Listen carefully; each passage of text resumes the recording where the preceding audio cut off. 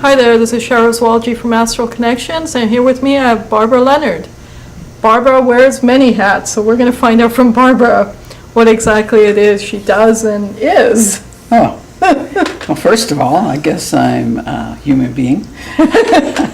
And actually have been Ditto. exactly, and have been working basically in the parapsychology field, I guess, for the last 60 years, which amazes people. 60 years. That's a lot. Yeah.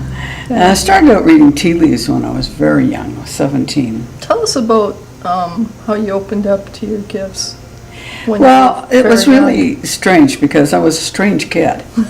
And when I'm teaching, I say to people, you know, you can always tell people who will tell you that they've been psychic since they were children. There's something strange about them. And then all of a sudden I see a whole bunch of sparkling people going like this out there, you know, in my class, so I know which ones have been aware since they were young. Oh, and usually what it means is that they've been a loner by either choice or by circumstance. And so we're all born with this ability wide open because babies can sense all kinds of feelings off of people, or they're uncomfortable in a surrounding. They'll very much tell you about it, and you hand them to somebody who makes them nervous, they'll go stiff. So children have the ability to have that expanded sensory perception, and it gets closed down a little bit more as we verbally start using our sophisticated tools. What suggestions do you have for parents? Well, the thing is that let them try to be who they are and try to do everything mainly positive with them, because you change who children are the minute you start working with them. The environment changes the minute they come here.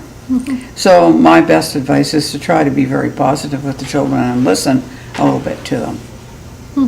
But I don't really, on the other side, believe that you should train kids in the psychic work.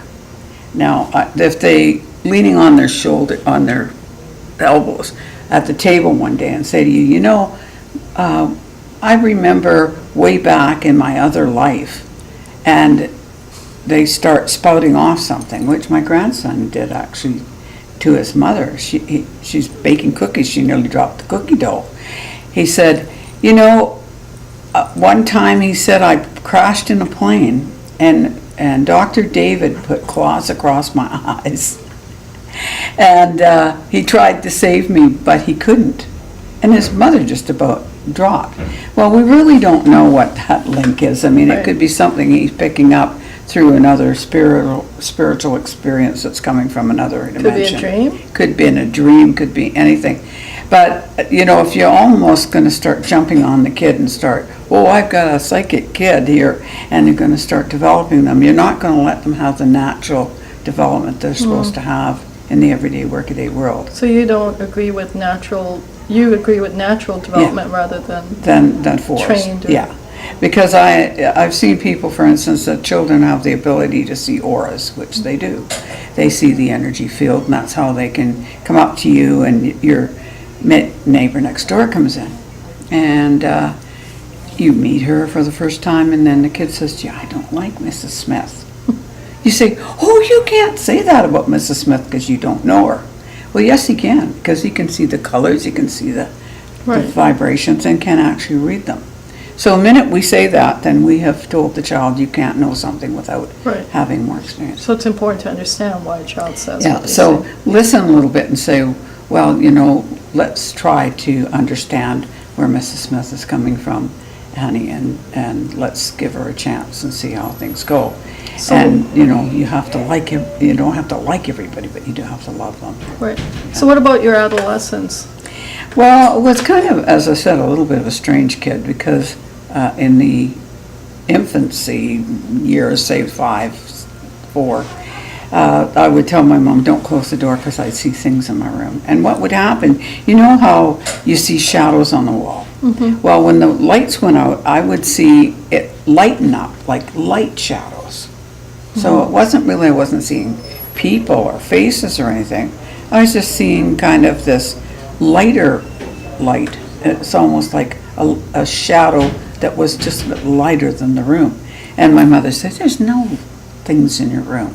Please, Mommy, leave the door open because there's things in my room. I remember Well, saying just, that. yeah. But you see, when you're falling off to sleep, you go into the alpha state. And just before you actually go into sleep is the best time for communication. So children are just laying there and all of a sudden the communication comes in. Now, if they don't understand what it is, they're frightened of it. So that was kind of the end of my psychic stuff as a little kid, because my mom, no way is she going to listen to this stuff. Right.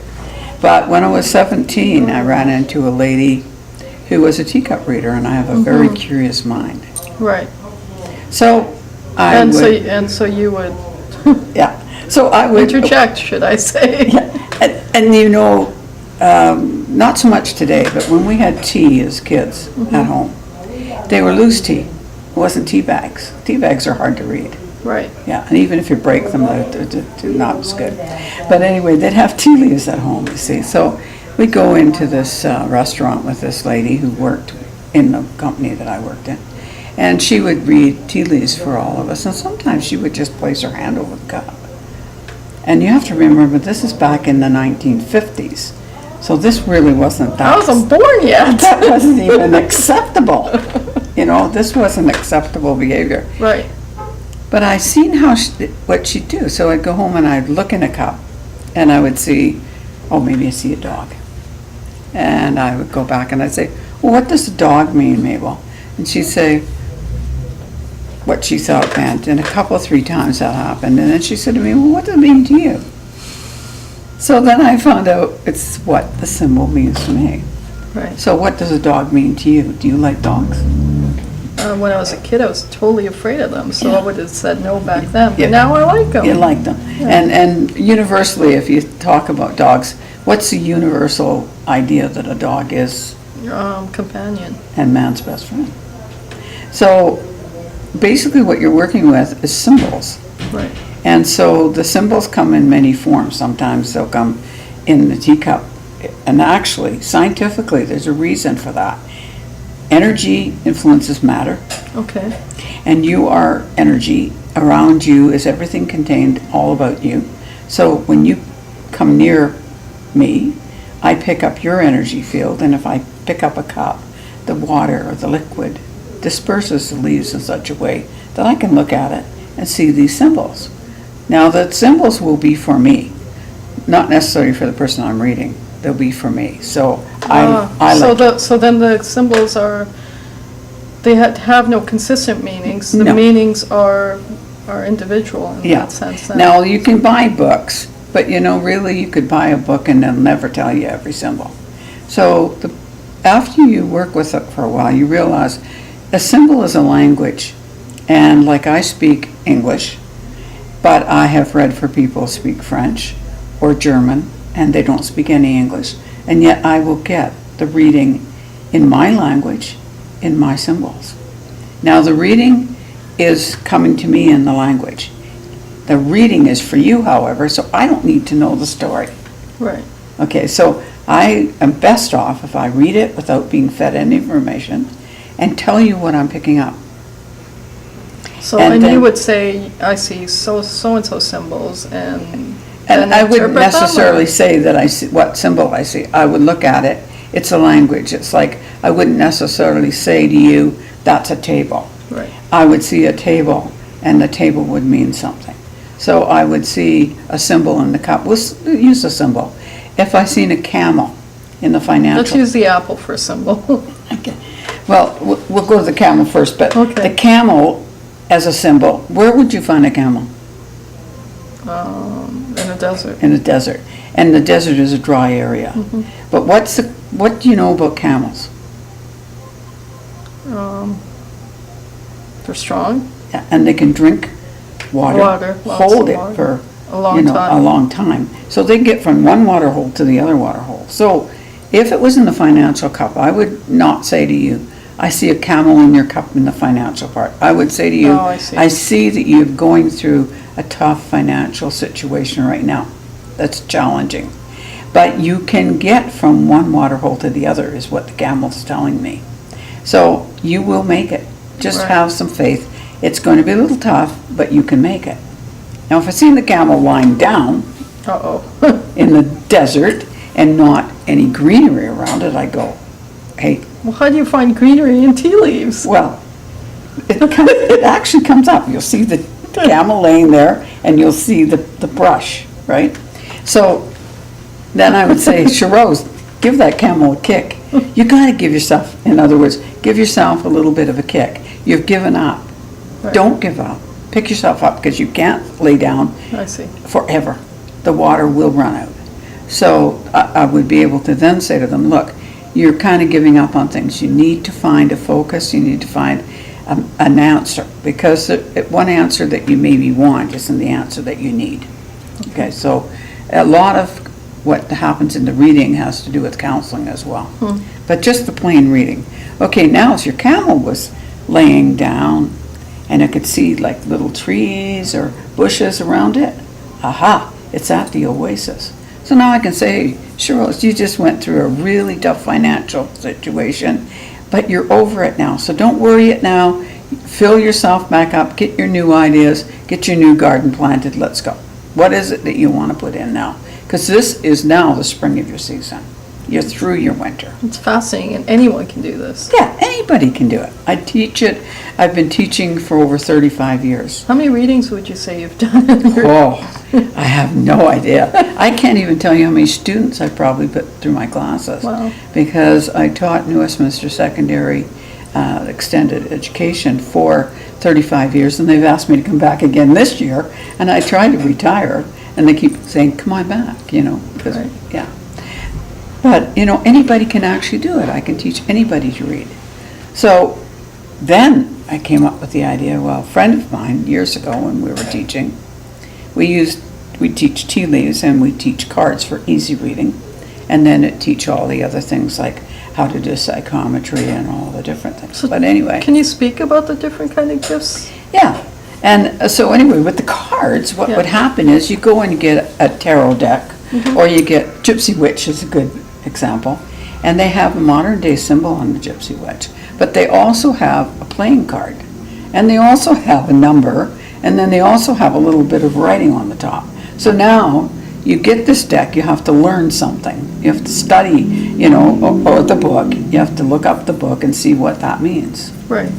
So I said to this other gal that was going to teach for me for a couple of years, I said, you know, I wish that somebody would make a symbol card that has no other thing on it, just a modern day symbol. Because a lot of people don't know what the cups and the swords and all that stuff are. So she did. She went out and she developed these cards that are called Wellspring cards, and we used them for years. And they were just absolutely successful.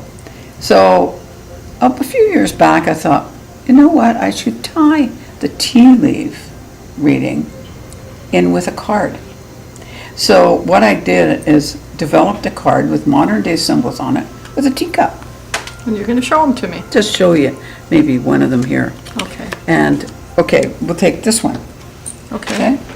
We got a salmon. How do we know it's a salmon? Well, because it's jumping back up the stream, eh? That's right. So you can kind of Let's show turn it around. everyone there. So basically what do you know about our BC salmon? It's pink. Yeah. They come down the river from Right. fresh water into the ocean. They can't go upstream, What they do, do they? when it comes time to spawn again, just before they're dying, when they're getting to the end of their time, they come up and there's great big waterfalls and there's dams, and they come up and they jump back up to the stream so that they can be back where they first spawned, Right. where they were hatched, and they go back there to spawn, to lay the eggs. Wow. So if you would get a card that has a salmon on it jumping up over the dam, that means you're able to surmount any hardship that's on your pathway. Simple.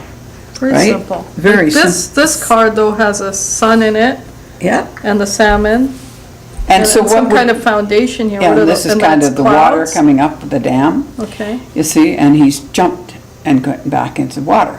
So it's sunny, it's happy, the trees are there, so, you know, there's a little bit of environmental things going on around them. So there's arrows on there. What do the arrows Well, mean? the arrows will, as you learn to read them, you can use the arrows to see what cards are influencing other cards. Like, for instance, if this one came after that, Right, say in here, well, we'll put it this way around, so okay, that people can see it, okay?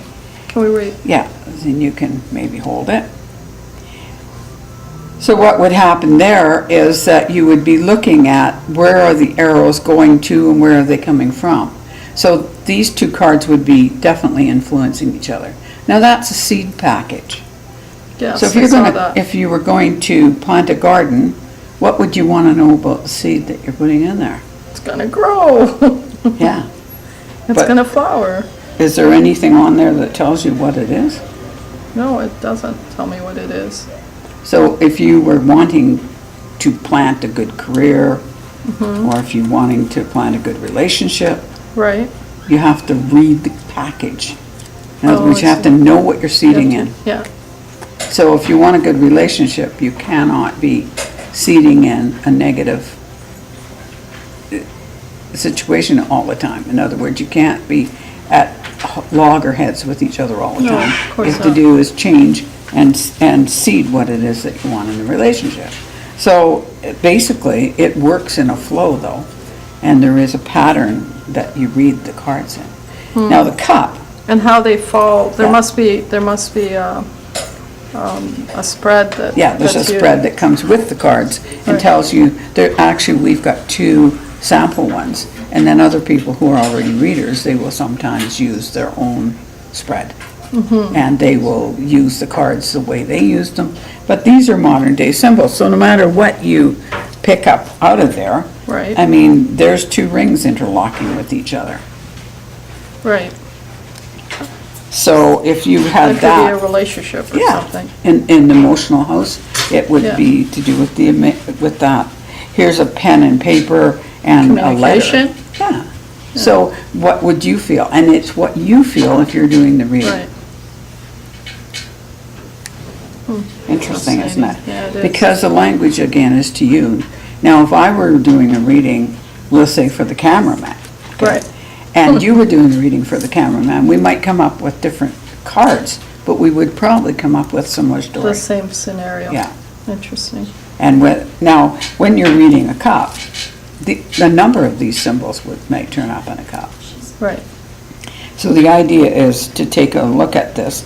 Now, there's one that's quite interesting too. That's cactus Cactus, growing yeah. in the desert. yeah. And that Percolate. would be another one that would represent somewhat similar to the camel in the desert, dry area, but the cacti is growing. Right. So it's a positive sign Yeah, that's going. and so it means that it's able to pull from the source where there doesn't seem to be much But it's pull. also night times. Mhm. That would be that one. So every person reading it, like I might read that more to that direction, like that you're able to pull from the resources in the ground. In other words, from your hidden resources, your latent talents. When you're backed up against a wall, you're able to pull yourself up by the bootstraps and get out of tough situations. I might read it that way one time, and another time I might look at the moon crest that's there, Right. being very fortunate, and the fact that in the evening is the time on the desert that things cool down. Cool down, yeah. Yeah, and so maybe you're going through a cooling down period, you know. I so- see musical notes. And there's musical notes. Yeah, it's my kind of thing. Yeah. So if you were to get that, say, in your personal house, and it's a musical note, what would you think that meant? Things are going really well. Yeah. And the thing is also that you may have talent and music inside yourself. And I'm not necessarily saying physically creating music, but you need to take the talents and not die with your song still inside you. Right. Right? So a lot of times you'll find that when readers are reading, the symbols that they get are old adages, old stories, like your ship coming in means financially things are going to get better. So now, let's say somebody gets a symbol that's not in one of these cards, In the teacup? in the teacup. Well, I'll tell you, it does not matter how long you've been reading. You're going to find a symbol you've never seen before. That's why I say you really have to kind of use yourself to what that symbol represents, rather than a book. Okay, this is why these modern day cards, because you don't need a book. It's for you to interpret. The symbol's coming, it's coming to you. It's not coming to somebody who wrote the book, okay? Okay, Now, I've so got to here, tell you a cute story about getting a lady come in for a reading. I was doing a public reading. sure, share an example with me. And I look in the cup and I see a toilet. Now, I've been reading since I'm 17. At this time, I am about 65 or 66. Right. So that's a lot well, we'll say 67, so that's 50 years. And I went, my head is going, like I'm reading everything else around it, but my head is going, oh my God, what does a toilet mean? And there's Things are something going down the and drain. something is crawling out of it. Oh, no. And I'm going, and so my mind is saying, what the name of heavens is supposed to mean? And I'm reading all the rest of the cup to this lady. So finally, it clicks in my brain what symbol is supposed to be.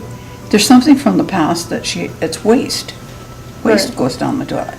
Something she should have been letting go of. And it keeps crawling back up and haunting her like a bad interesting. smell. Yeah. Right? But I had never seen that in teacup before. So, and I don't think I've seen it in any books anywhere. Right. So, I just So, had so to you kind have to, you kinda have to go go into your with own what- library yeah, and glossary exactly. and find what it means. And the same thing means if you were doing, we'll say just doing straight clairvoyance, and I take a look at somebody and they look like somebody else, okay? And a good example of that is I was at church one time, and a lady came in and she was talking to me, and I thought, my goodness, she reminds me of my friend Corey. And I thought, what's the first thing that I think about Corey? Astrology. She is the best astrologer knowledge-wise. She could pretty well tell you, if you give her birth date, exactly where everything was off the top of her head. I mean, she's got it all committed to memory. So are you saying when someone reminds you of somebody, it's There's an something, indication yeah. that they're very alike, or there is something There's similar something about there them? that you know about them that will link. So I said to her, you really like astrology, don't you? And she said, how did you know? Because that's the first thing came in my head. Have you ever walked down the street with your friend and seen somebody else and say, well, say Lois and you both know me, and say, geez, doesn't she look like Barb? And Lois will look and say, I don't think she looks like Barb. And you say, yeah, she really looks like Barb to me. You can't see she looks like Barb. Okay, at that point you should say, what is there about her that reminds me of Barbara? About Barb. And then at that point, the first thing popped in your head is Barb has 5 kids. Then you could say to her, you've got 5 children. Oh, wow. See? That's fascinating. Yeah, so really, we've got signals going on, like symbols going on all day long. Right. And if we kind of learn the modern day symbols, then we've got help all the time. So my focus keeps going to your pendant, and I think I'm supposed to balance ask you point. about balance point.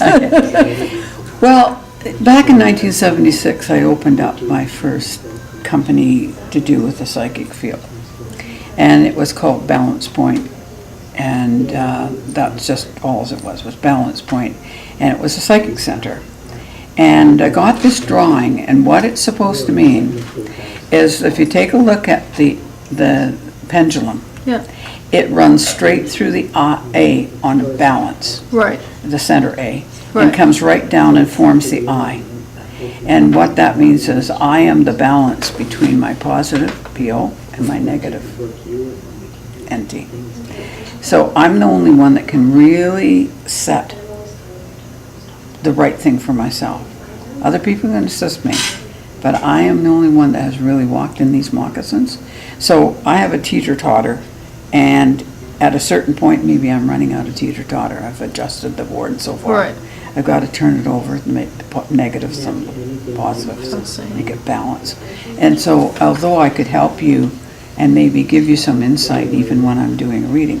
I would never take the liberty to tell you what you should do or shouldn't do, Right. because I am not on your balance board. So what about things that come in your reading, or if someone's doing a reading and they feel something's come up and it's like devastating news? Negative. Yeah, negative's a good word. I didn't want to use that word. If it's something that, for instance, I could give you a warning, in other words, if I seen that you needed to be really careful driving for the next couple of weeks, I might say to you, keep your eyes open for the next couple of weeks, because I feel, you have to have 100% of your attention on the road, because we do get distracted, okay? And I might say that to you. However, if I seen that your father was going to pass away, I would not say that. Okay. I got a number of reasons. Number one, what does it prove to tell somebody that someone's going to die in 6 months? It gives them 6 months of grief. Yeah. If it's wrong, which I am a very good medium and psychic, it all comes from the same source. I don't know why they separate these words. Yeah, we'll talk about that in a bit. I need to know talk that about too. that. But, a facilitator, I would rather say. So my facilitation is very good. I usually get good lengths. But I can still be 5-10% wrong. So if I can be even 5% wrong, what if I'm wrong in that case? Yeah. So now I've given somebody 6 months of grief over something that hasn't happened because God or the person maybe changed their mind. Right. Prayer could change. Pray anything. We don't have the control on That's the right. future. So first of all, it doesn't prove anything to No. tell them, because it's not something they can stop if it's really going to happen.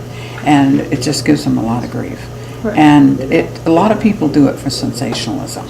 It shows, how great I am because I can tell you this. And in a lot of cases, it doesn't even happen. It doesn't even happen. doesn't even happen. But the person goes away.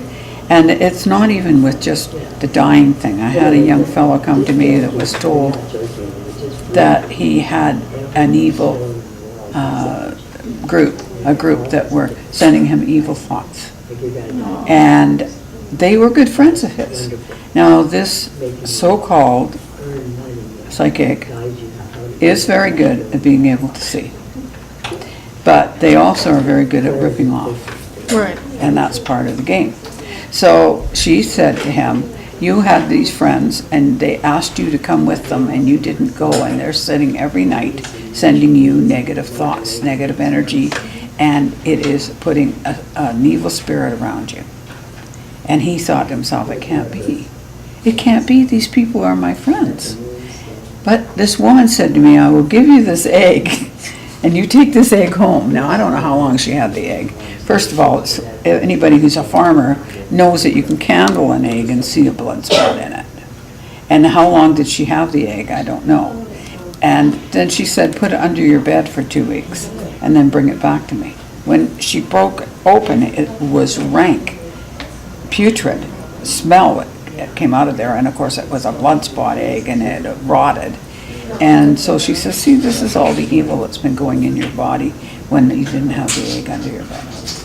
So now you pay me $300 and I'll do prayers for you, or I'll sell you candles. $300. And then after to the pray for someone. Yeah, and then after the $300, you come back and it's your life still hasn't come together, because usually they get people whose lives aren't together, and they play on that.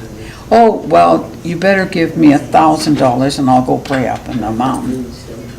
In Burnaby, I'll go up Burnaby Mountain. To pray for Oh, somebody? yes. This is, and Sorry, I'm a little shocked. And clear this negativity.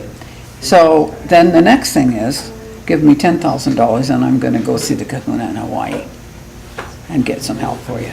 It's just a rip-off. And so somebody sent him to me. There's people out there that do things like this. And I tell my students, look, if you walk in someplace and they start telling you anything about anything negative around you, any evil spirits, any negative people that are sending you bad thoughts, that you've got bad people at work that work with you, anything of that nature, kick them in the shins, get out of there, and don't pay them. Do not pay them. Just kick them in the shins and get out. But we can laugh because it's not happening to us, but when you're in stress and you're looking for the last thing that's going to help you, and somebody tells you that, you really believe that that's happening. And one lady phoned me just recently, Derek. Yeah. He referred this woman. She not only gave her last bit of money, but all the gold that she got at her wedding to this so-called reader. Oh, who, jeez. and I said to her, don't you give another nickel to any psychic. What you're going through has nothing to do with somebody else. It has to do with environmental situation going on around you, and go get some help from the proper sources. Counseling, family counseling, whatever you need, but don't spend another nickel on a psychic. And her husband had also spent a number of dollars on the psychic line. Right. Phoning in. So, the thing is that they are supposed to be helping you, not, putting you in more stress. Of course not. Yeah. Yeah. Okay, so give us an idea of this idea of psychic and medium. Yeah. And I've heard numerous things from Like, what's the numerous difference? what's the difference? Is there a difference? I mean, there's this TV show now that everyone's that's- watching yeah, too. yeah. I mean, is that really what a medium is? You talk about the one from the island there? Yeah, she's funny, but... Well, yes, and she is actually an extremely good facilitator. Okay. The only problem is she's raw. She's untrained and does not know a lot about what she's doing. Fortunately enough, she's got high ethical standards as far as how she works with people, and so I admire that. But what she hasn't been taught is how to use the energy and then let it go. She did state one time on the air that when she was out with her husband, she couldn't control going to the next table and telling people what's going on because she sees the spirit. You control them. You do not allow them just to walk in your door like an open door. Right. You say, no, I'm sorry. You've got a time. That's the time. I guess we got to give her a little bit of poetic license because it's a TV show, though, right? Yeah. And the other thing I would never advise anybody to do is walk up to somebody on the street and say, oh, I have your grandfather here. You may just freak. She does that all the time. I know she does. You just don't do that. You just don't do it. If people, unsolicited, it's like me entering your house without invitation, Even when I'm doing a reading for someone, and we'll say that you came in to me to have a reading and you had a boyfriend and you didn't know if he's being true to you or whatever, or you knew he wasn't and you wanted to know what was going on. If you ask me, I can't tell you.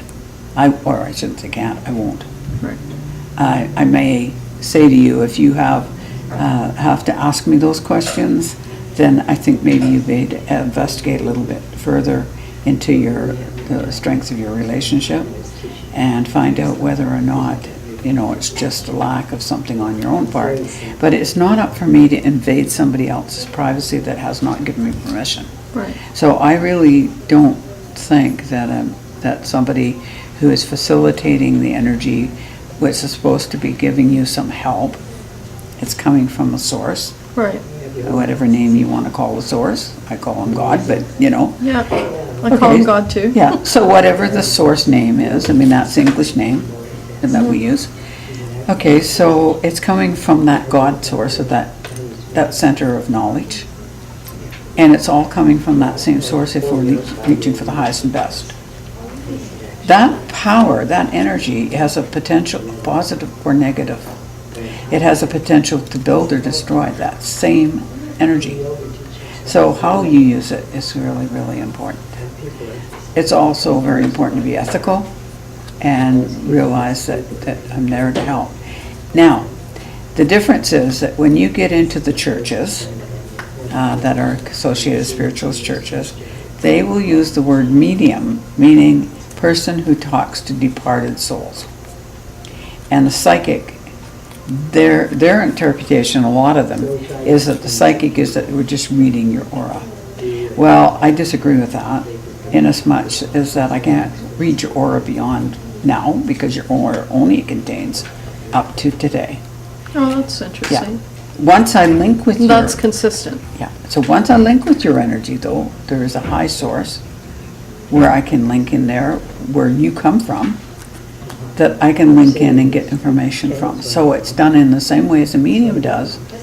They're linking to the source. The only difference is the quote word medium in the churches, meaning that they talk to Uncle Charlie. They have Uncle Charlie in the middle, and they describe Uncle Charlie, and it gives you confidence because you know Uncle Charlie really well, and you know that I didn't know Uncle Charlie, and I'm giving you information that life continues on. Right. So That's a proof of life. But the truth is, it's all coming from the same source. Uncle Charlie gets the information from the same source I do, if I'm going just straight to the source. right. Uncle Charlie of himself. So doesn't Uncle know. Charlie is only there to give solace to the individual. And to give you confidence in the fact that, like for instance, if your loved one had passed and you're really heartbroken, you know he's still alive. Right. You know that he's healthy and well and around you and is able to, other than to touch you physically and hug you, he's able to communicate with you because he's alive and well. His body isn't there any longer, but the spirit never dies. So it's to give people confidence that life is a continuum. We're there before we got here, and you'll be there when you go. And that's what mediumship is supposed to be about. The psychic part, I don't agree that it's just reading the aura, because if that's the case, I would not be able to get anything beyond today. It'd be like doing psychometry. Psychometry is taking your ring or your bracelet or whatever and feeling it. I'm only going to get in psychometry to this minute. The minute I go beyond that and start talking about something that's going to happen 2 days down the line, or tomorrow, or whatever, I have then linked into the other source, into the source. I Not just the energy from the So bracelet. present time, So this will, the flowers, the psychometry, anything will tell you to this moment. right, But and if I throw it in a drawer, my ring in a drawer, it will tell to that moment, that person that picks it up 200 years from now. Then they can link with the source and get more information about me. that's fascinating. Yeah. But they know about my spiritual. So are you connection. saying that some individuals, whether they're psychics or mediums, can only connect to now and others have the, Yeah, everybody has the ability to connect all the time, straight to God, if you want to say that, straight to the source energy, which is no ending. And it has no limitation to how much you can actually link to. Right. Everybody can link to that. so what holds them back then? Well, sometimes fear, Okay, because really we only have two emotions, it's love and fear. yeah, And if you're fearful of what that might, either the responsibility or fearful of what you might find out that you don't want to know, any number of things could set up a fear factor there. Or it can be a fear that's been instilled in you from the time you're a child, that this is work of the devil. I right, don't believe that either. As I say, I think the power of the energy we deal with has a positive and a negative flow, and we can use it for a positive or negative way. We can build with it, we can destroy with it. so what's your view on past lives and life after death? Well, I went through a series of growth. Would have thought at one time, no, not at all. Then I went, not at all?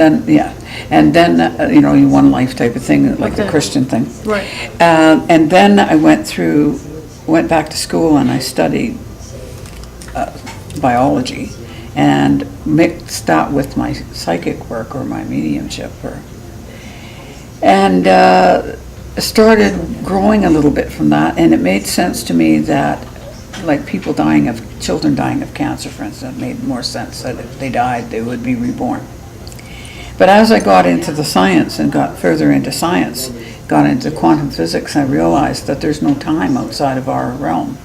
So if there's no time outside of our realm, then everything's happening simultaneously, like a rainstorm. It's just hard for people to understand. So in the small little spark of energy at the seat of the energy soul, where your soul dwells, in that part that is part of the universal mind or God. You Right. are part of that. It splinters thousands and thousands of facets of energy and many, many dimensions. One of them being the earth plane, which we have time. And so we will look at something from 53 BC and be connected with that. But we're literally actually connecting to the seat of the soul through another facet of our soul. I'm a spirit. When you here. say another facet of our soul, Yeah, another spirit. what, okay, So if you kind of use two different words, if you use the soul as being the whole jigsaw piece that fits into the universal mind, okay, which is going back to God. Okay. So you're part of that God person or personality. It splitters out into thousands and thousands, like a diamond, thousands and thousands of facets. Those thousands of facets can be experiencing here, they can be experiencing other dimensions, maybe other, how do we know, universes. Right. What do we know? We don't really know. But we know that if we say spirit, I'm a spirit and I'm genetic, mix of genetics that can never be duplicated. I'm a mixture of experiences that are never duplicated, that pull and push on this little spark that is me, the personality, the spirit, and of my spiritual connections and my growth and my mental growth. So I now have a unique little computer card that can't be duplicated. And that is my personality, that is my spirit, that when it leaves this body, it is one-time thing and it joins in the jigsaw puzzle out there. okay, so I'm gonna ask you, where does DNA fit in all this? Well, that's why the DNA fit. That's why I That's why. say that it works that way, because with the DNA, even if you and I, say you and my daughter were twins, okay, Right. born within, and you're both girls, so you're born within maybe a minute of one another. So astrologically, you're going to be pretty close. Environmentally, you're not going to necessarily be close, because although you're going to have the same home, you're going to have different people interacting with you all throughout your life. And also, your selection of how you take that in is going to be different. Then you're going to have pull and push from how do you use the universal energy. And so this is going to make like a really unique thing. Now, the unique part of your genetics being, first of all, that's your basic aura. That's the basic intelligence that I see. And then from that, as all the little incidences happened, kind of makes this computer card so unique that it can never be duplicated.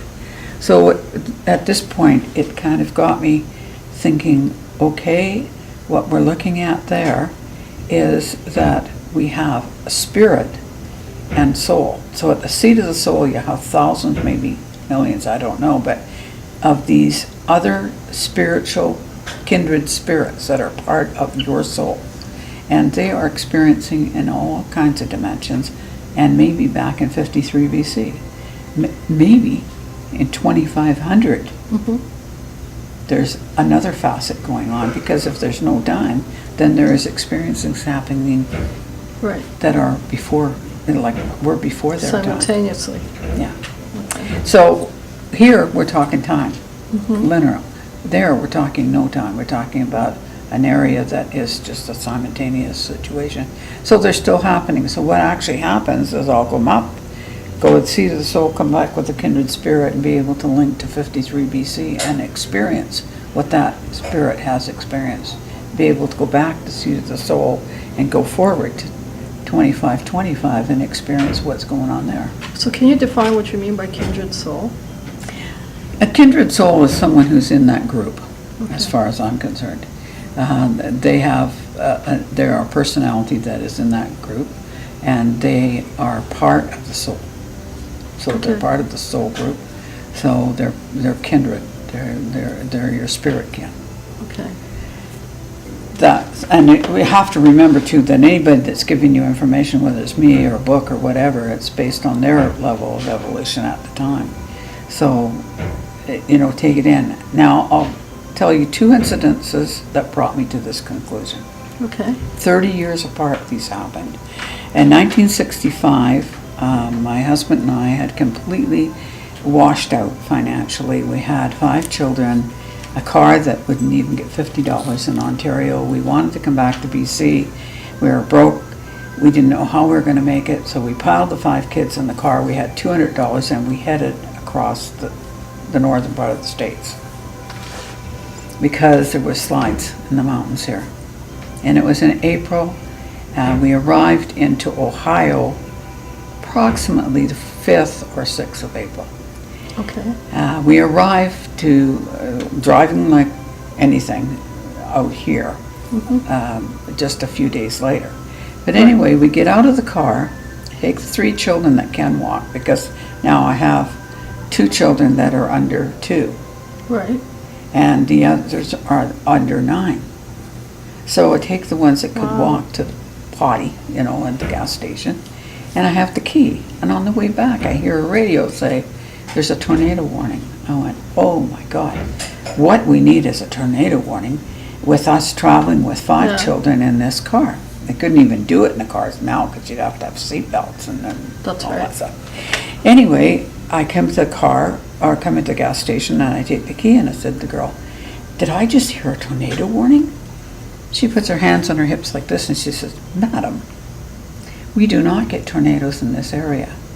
Now, I'm a little plump now, but I weighed like 110 pounds soaking wet. I've been dragging 5 kids around, trying to travel. So you can imagine I look like the Witch of the North. And so I get back out of the car and I think, this is weird. Now, we're the only car in the gas station. In those days, they used to fill your tank and wash your windows and all that. So Ozzy's resting against the car, watching the 2 little ones. And I said to him, did you have the radio on?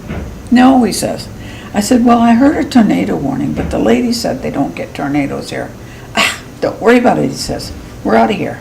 Okay. Well, we arrive in British Columbia, my mother-in-law's, at 3 o'clock in the morning of the 10th. The next day is the 11th, and it is Palm Sunday. And on the Monday, my sister-in-law phones and says, are the kids there? Now, we wouldn't phone those days because it would Yeah. cost too much money. And my mother-in-law said, yes, they're here, fine, do you want to speak to Barbara? So she says, oh my God, Barbara, she said, tornado hit 4 of the states that you guys were driving through. Oh, jeez. Yeah. Oh my God. Yeah. Well, I was, Wow. 5 kids, and I'm just like not quite 30. Well, I guess I was just 30. And I'm thinking, I don't have time to think about this, what this is all about. And of course, you have to remember this is before my schooling, before a whole pile of investigation. Now, 30 years later, Yeah, you were saying you would share another one. that I have another experience. And this experience is that I am taught, we have gone broke. And we're trying to settle up and whatnot. So I've gone back into real estate, came down from Williams Lake, and gone back into real estate. And my husband's 64 and I'm 62 or 61, and we're having to start all over again. So I'm under a bit of stress.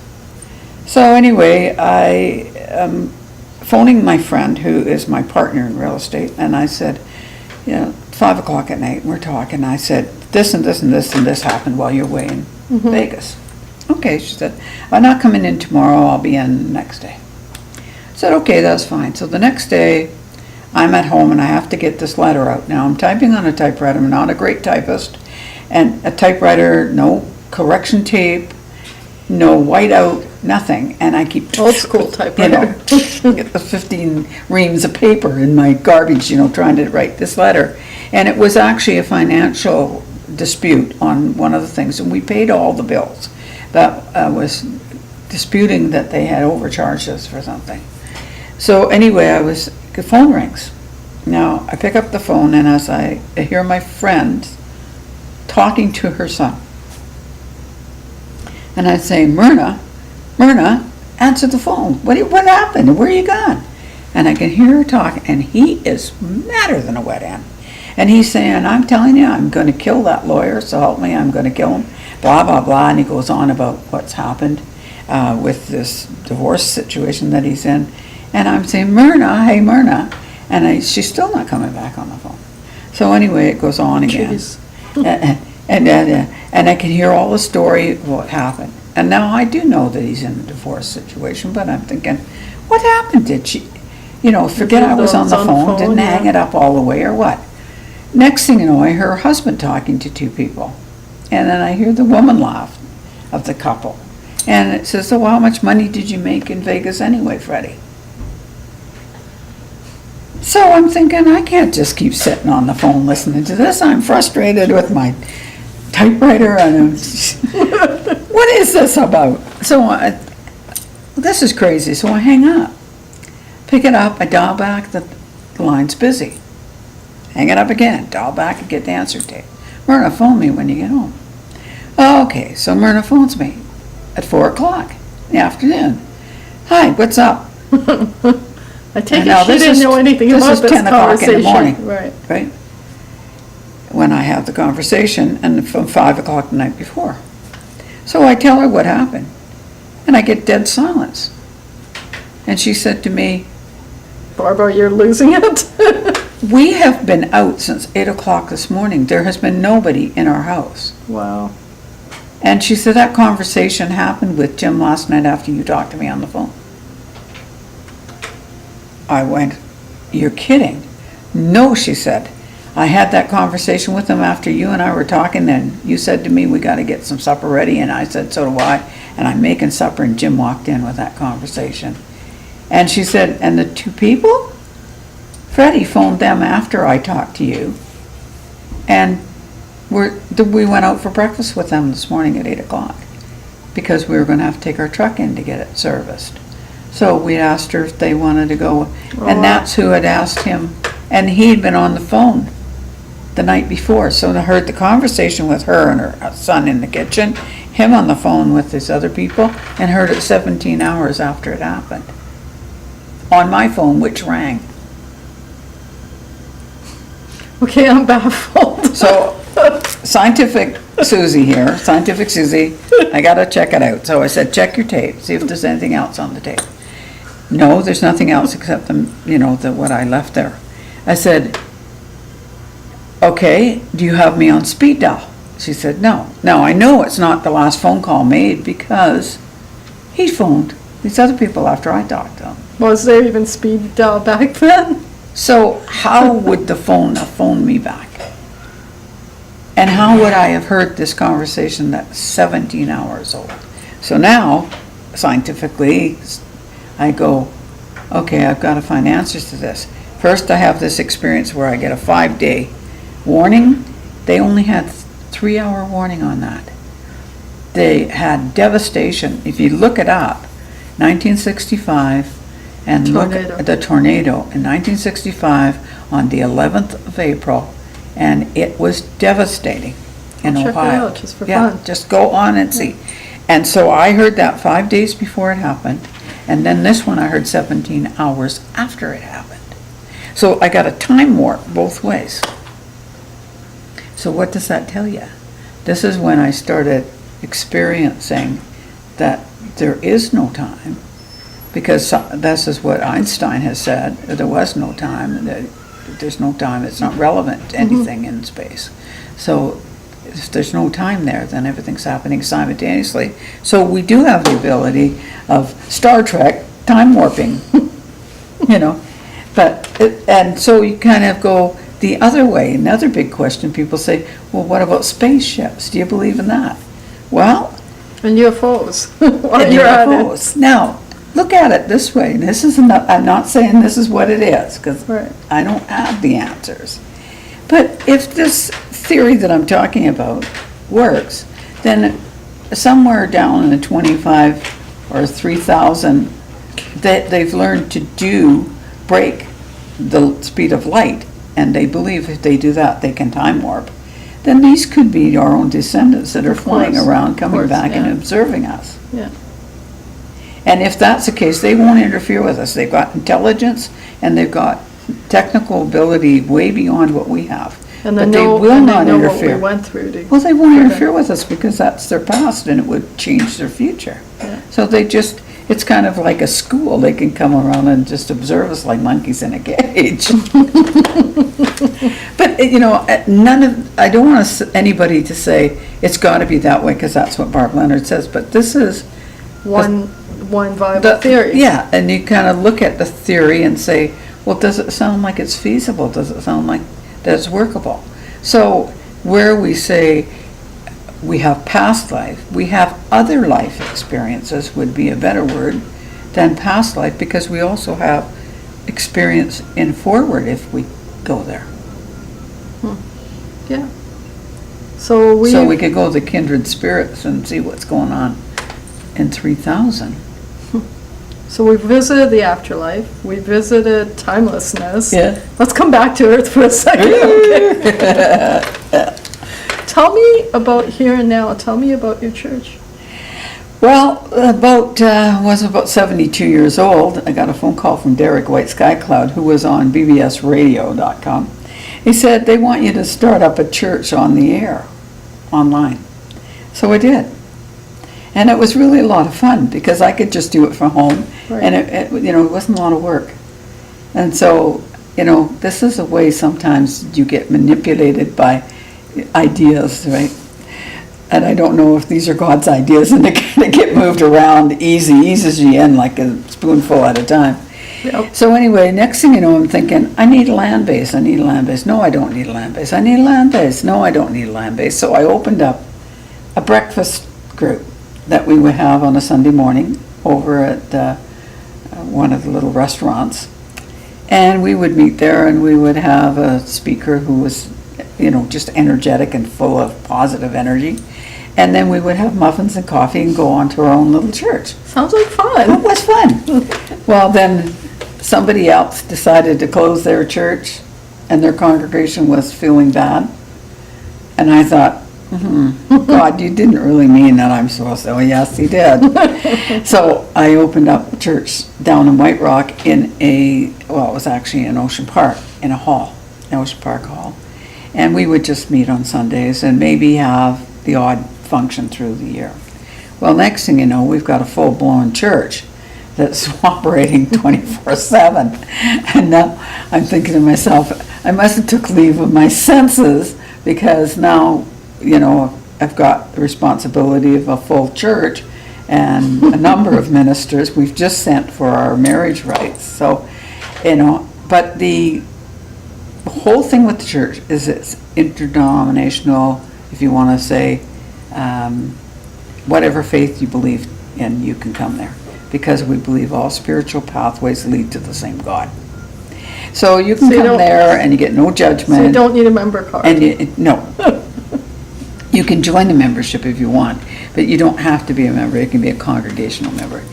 And you can go there and you can participate in all of the functions that we have. Somewhat like you guys have here. We have some of the same people visit on Wednesdays and Thursdays. We have functions going on to help support the church, because the church obviously doesn't support itself. You have a big event coming up. Tell us about that. Yeah.